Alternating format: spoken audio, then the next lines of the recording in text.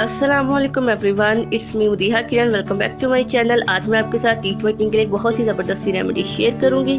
तो चलिए beautiful girls, इस रेमेडी को बनाना स्टार्ट करते हैं। रेमेडी बनाने के लिए मुझे सबसे पहले चीज़ चाहिए वो है जी टर्मरिक पाउडर। मैं यहाँ पर 1 टीस्पून टर्मरिक पाउडर बाउल में ऐड कर रही हूँ। सेकेंड चीज़ जो मैं इसमें यूज़ करूँगी वो है जी साल्ट। जो हम घर में नमक यूज़ करते हैं वही नमक मैं इस रेमेडी में यूज़ करूँगी। 1/2 टीस्पून मैं इसमें साल्ट ऐड कर दूँगी।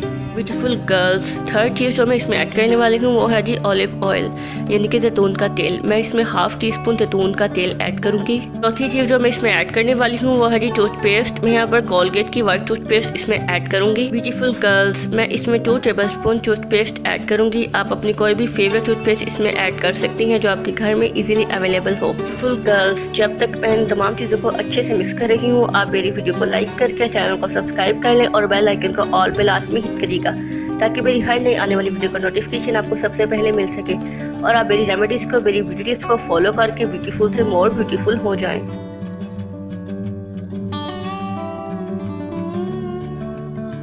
ब्यूटीफुल गर्ल्स, हमें चाहिए एक छोटा सा जार जिसमें हम इस मिक्सचर को स्टोर कर सके। मैं इस टीथ व्हाइटनिंग क्रीम को इस छोटे से चुन्नू मुन्नू से जार में ट्रांसफ़र कर लूँगी।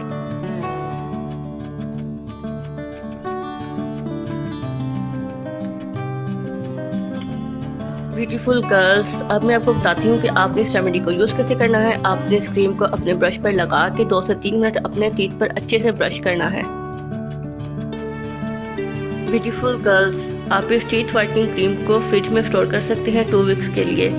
बट जब आपने इस क्रीम को यूज़ करना है तो आपने इसे 10 मिनट पहले बाहर निकाल के रखते रहें फ्रिज से, देन आपने इसे यूज़ करना है। आप इस टीथ व्हाइटनिंग क्रीम को वीक में 2 दफ़ा यूज़ कर सकते हैं। इसका कोई भी साइड इफेक्ट नहीं है। तो जी, मिलती हूँ मैं आपसे किसी नेक्स्ट वीडियो में नेक्स्ट किसी टॉपिक के साथ। तब तक के लिए अल्लाह हाफिज़। मुझे अपनी दुआओं में याद रखिएगा।